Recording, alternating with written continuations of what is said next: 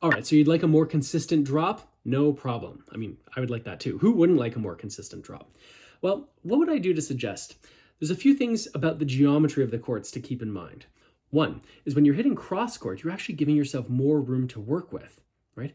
The distance on the diagonal is longer than on the down the line. So you're actually going to have a bigger margin for error when you hit those balls cross court than if you hit straight ahead. Second, the net over the middle of the court is lower than at the side of the court. And when you hit down the line, you're hitting over the highest part of the net. Whereas when you hit diagonally, you're hitting over the lower part. My third suggestion is that you really care about how you set up to the ball. How well you set up, how unbalanced you are can make a really big difference when it comes to playing your third shot drop. Or I guess fifth shot drop or seventh shot drop. You know what I mean. The setup matters. You have to be so precise when you hit those drops that if you're reaching or if you're off balance, sorry, I knocked the table there.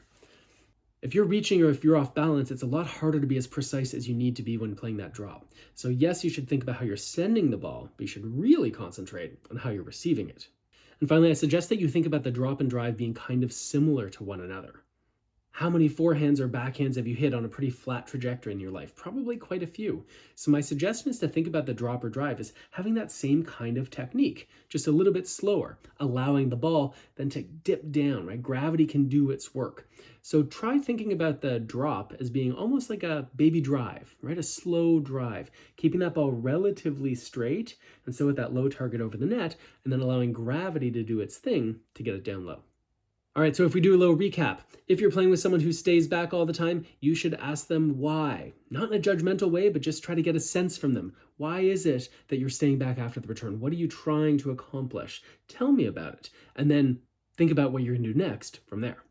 When it comes to third shot drops or third shot drives, I suggest you start with the drive. They're easier to do and the rewards can be a lot greater.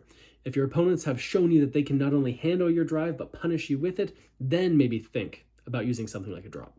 Some people like longer paddles for singles and some like wider paddles for doubles because there's more bang bang action when you play doubles, and when you're playing singles you want to have that reach because you got to cover the whole court by yourself.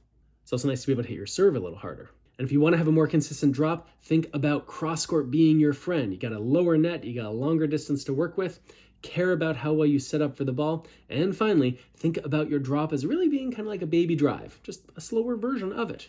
All right, do you have a question for me? I'd love to know about it. Send me an email, mark@thirdshotsports.com, and maybe we'll feature you right here on the show.